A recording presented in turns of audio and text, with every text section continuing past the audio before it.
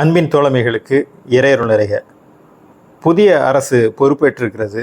இந்த புதிய அரசினுடைய கடமைகள் என்ன, பொறுப்புகள் என்ன என்பதை குறித்து விருப்பு வெறுப்பற்ற பார்வையை சமரசம் தலையங்கம் முன்வைக்கிறது. புதிய அரசின் பொறுப்புகளும் கடமைகளும் என்ற தலைப்பில் சமரசம் ஜூன் 1 முதல் 15 இதழுக்கான தலையங்கம். அதை விரிவாக பார்க்கலாம்.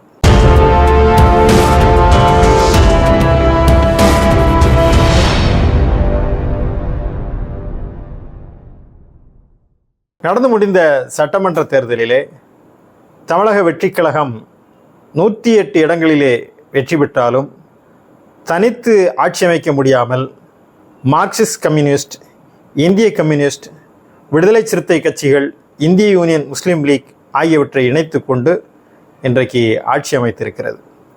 இந்த புதிய அரசுக்கு நம்முடைய வாழ்த்துக்களை தெரிவித்துக் கொள்கிறோம். அதே நேரத்திலே கடந்த ஆண்டிலே நிறைய நலத்திட்டங்களை செய்து புதிய புதிய வாக்குறுதிகளை கொடுத்து வலுவான மிகப்பெரிய ஒரு கூட்டணியை உருவாக்கிய திராவிட முன்னேற்றக் கழகம் எதிர்பார்த்த அளவு வெற்றியை பெறவில்லை. 73 இடங்களிலே வெற்றி பெற்று எதிர்க்கட்சியாக அமர்ந்திருக்கிறது. அவர்களும் தங்களுடைய எதிர்க்கட்சி என்ற அந்த கடமையை சரிவர நிறைவேற்ற வேண்டும் என்றும் நாம் இந்த நேரத்தில் விரும்புகிறோம்.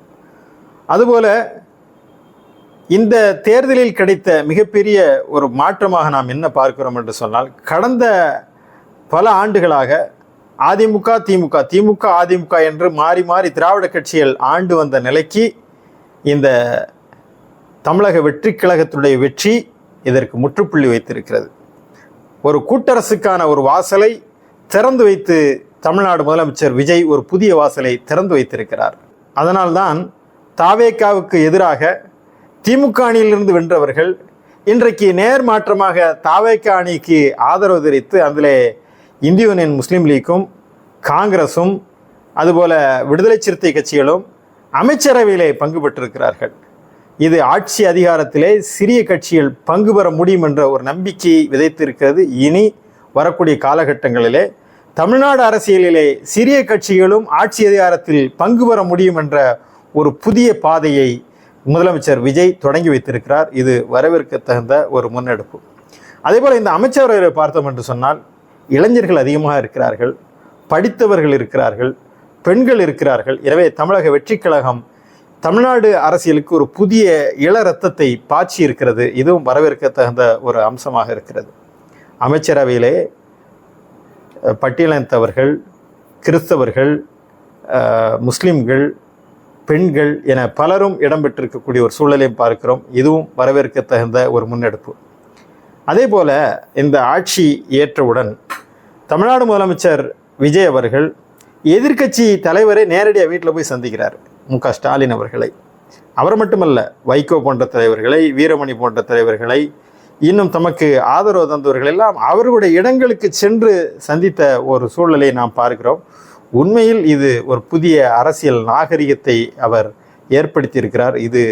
இந்த நாகரிகம் தொடர வேண்டும். இந்த பாரம்பரியம், விருப்பு வெறுப்புகளை தாண்டி எதிரி கட்சிகளாக அவர்களை பார்க்காமல் இந்த அரசியல் நாகரிகத்தை அவர் தொடர வேண்டும் என்பதையும் நாம் இந்த நேரத்திலே அவர்களுக்கு எடுத்து வைக்கின்றோம். அதுபோல இந்த ஆட்சி வந்ததும் ஒரு முக்கியமான ஒரு திட்டத்திலே அவர் கையெழுத்திட்டார். என்ன என்று சொன்னால், பொதுமக்களுக்கு இடையூறாக இருக்கக்கூடிய வகையிலே கல்வி நிலையங்கள், பேருந்து நிலையங்களுக்கு அருகில் இருக்கக்கூடிய டாஸ்மாக் சில்லறை மது விற்பனை கடைகள் 717 கடைகள் மூடப்படும் என்ற ஒரு உத்தரவை பிறப்பித்தார். இது மிகவும் வரவேற்க தகுந்த, பாராட்ட தகுந்த ஒரு முடிவு. அதை நாம் வரவேற்கிறோம்.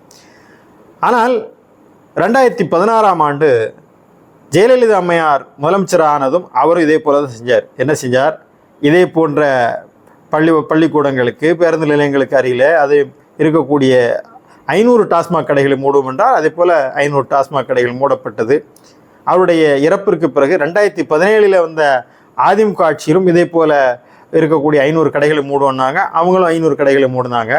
2021 ஆட்சி வந்த மு.க. ஸ்டாலின் அவரும் இதே போல் சொன்னார். நெடுஞ்சாலை அருகில் இருக்கக்கூடிய கடைகள், இந்த மாதிரியான டாஸ்மாக் கடைகள்லாம் மூடுவோன்னு சொன்னார். அவரும் 500 கடையை மூடினார். ஏன்னா இது ஒரு புதிய ஒரு செய்தி அல்ல. ஆனால் என்ன நாம் இந்த ஆட்சியில் எதிர்பார்க்குறோம் என்று சொன்னால், அவங்கெல்லாம் 500 கடைகள் மூடினதோடு அதை நிறுத்திட்டாங்க. இதை தொடர் செயல்பாடாக மாற்றி படிப்படியாக மதுவிலக்கை அமல்படுத்தி பூரண மதுவிலக்கை ஏற்படுத்துவதில் கடந்த அரசுகள் தோல்வியுற்றிருக்கின்றன. அதே போல் தமிழக வெற்றிக்கழகம் தலைமையிலான இந்த புதிய அரசு போதையில்லா பாதையை முன்னெடுக்க வேண்டும், மது ஒழிப்பிலே குறிப்பாக போதையை ஒழித்து கட்டுவேன் என்ற ஒரு புரட்சிகரமான முழக்கத்தை தமிழ்நாடு முதலமைச்சர் விஜய் அவர்கள் முன்வைத்திருக்கிறார்கள். எனவே இந்த மதுவை படிப்படியாக குறைத்து இந்த இளந்திபனோடு நின்று விடக்கூடாது, தொடர்படியாக இதை கொண்டு வந்து பூரண மது விலக்கை கொண்டு வர வேண்டும். கஞ்சா போன்ற போதை வஸ்துக்களை அடியோடு ஒழித்து தமிழ்நாட்டை போதை இல்லாத மது இல்லாத முன்மாதிரி மாநிலமாக திகழச் செய்ய வேண்டும் என்பதையும் நாம் இந்த நேரத்தில் கேட்டுக்கொள்கிறோம். அதுபோல இந்த அரசு பதவியேற்றவுடன் முதலமைச்சருடைய அரசியல் விவகாரங்களை கவனிப்பதற்காக அரசின் சிறப்பு பணி அலுவலராக யார் நியமிக்கப்பட்டார்னா ஜோதிடர் ராதன் பண்டிட் அப்படிங்கிறவரை நியமித்தார். இது தவறான முன்னுதாரணம். ஒரு ஜோதிடர் கொண்டு வந்து அப்படி அரசு பொறுப்பில் நியமிக்கக்கூடாது. ஆனால் அதே நேரத்தில் எதிர்க்கட்சிகளும் பல நடுநிலையாளர்களும் எதிர்ப்பு தெரிவித்தார்கள். அந்த தோழமை சுட்டலை ஏற்றுக்கொண்டு உடனடியாக முதலமைச்சர் விஜய் அவர்கள் இந்த உத்தரவை வாபஸ் பெற்றுக்கொண்டார். இதுவும் வரவிற்கு தகுந்த ஒரு முன்னெடுப்பு. ஆட்சியில் குறை கண்டோம், அதில் சுட்டி காட்டுகிறோம் என்று சொன்னால் நாங்கள் வச்சது தான் சட்டம், நான் ஒரு தடவை சொன்னால் என் பேச்சை நானே கேட்க மாட்டேங்கிற அளவுக்கு இல்லாமல் இது கேட்க வேண்டிய இடத்துல இருக்கோம், நாம் ஒரு முதலமைச்சராக இருக்கோம், இதை சரி செய்து கொள்ளணும் என்ற இடத்துக்கு வருகிறார் அல்லவா. இதே போல தோழமை சுட்டல்களுக்கு நீங்கள் அதிக முன்னுரிமை கொடுத்து அதையும் சீர்திருத்திக் கொள்ளக்கூடிய ஒரு இடத்திற்கு நீங்கள் வர வேண்டும். அதுபோல் இந்த ஆட்சியில் நாம் பார்க்கிறோம், கடந்த ஆட்சியில் இருக்கக்கூடிய நலத்திட்டங்கள் தொடரும் என்று சொல்லியிருக்கிறார்கள். அதுவும் வரவேற்க தகுந்த ஒரு முடிவு.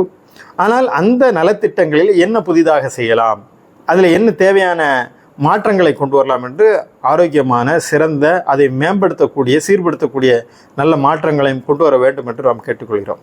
அதுபோல் முதலமைச்சர் அவர்கள் ஒரு புரட்சிகரமான முழக்கத்தை சொன்னார்.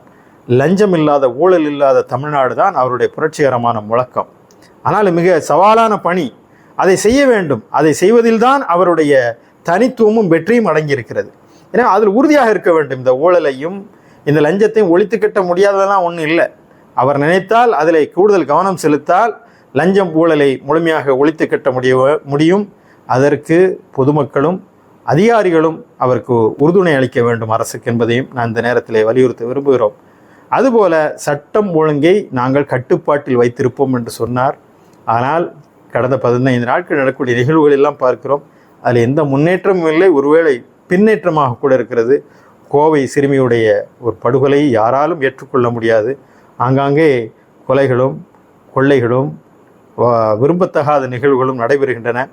இந்த சட்டம் ஒழுங்கு விஷயத்திலே முதலமைச்சர் அவர்கள் கூடுதல் கவனத்தை உடனடியாக செலுத்தி தமிழ்நாட்டினுடைய சட்டம் ஒழுங்கை பாதுகாக்க வேண்டும். அவர் அப்படி தான் சொன்னார், சட்டம் ஒழுங்கு சீர்குலைந்து பேருக்கு எனக்கு நீங்கள் வாக்களிங்க என்று உங்களுக்கு வாக்களித்து மக்கள் வெற்றி பெற வைத்திருக்கிறார்கள்.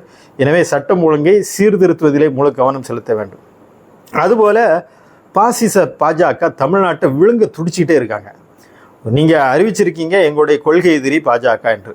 அரசியல் எதிரியை வென்றாச்சு, இனிமேல் உங்களுடைய ஒரே இலக்கு கொள்கை எதிரி தான். எனவே தமிழ்நாட்டில் பாஜக காலூன்றாத வரைக்கும், இந்த வெறுப்பை இந்த மண்ணில் விதைக்காத வரைக்கும் அவர்களை ஒழித்து கட்டுவதில் உங்களுடைய முழு கவனத்தை செலுத்துங்கள். எந்த வகையிலுமே அவர்களுக்கு இந்த மண்ணில் இடம் தந்து விடாதீர்கள்.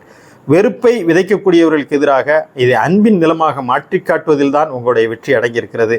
எனவே வகுப்புவாதத்தை இந்த மண்ணிலிருந்து துடைத்தெறிவதிலும் நீங்கள் முழு கவனத்தையும் செலுத்த வேண்டும். ஆனால் நமக்கு அதில் கொஞ்சம் ஒரு ஐயம் வருகிறது, ஒரு அச்சம் வருகிறது. என்ன ஐயமும் அச்சமும் என்று சொன்னால், மும்மொழி கொள்கையை கொண்டு வருவாங்க. PM ஸ்ரீ திட்டத்தை நடைமுறைப்படுத்துவதற்கு ABVP போன்றவர்கள் எல்லாம் உங்களை சந்தித்து அதற்கான ஆதரவு கோருகிறார்கள் என்று சொன்னால் அது எங்களுக்கு கொஞ்சம் அச்சம் தருகிறது.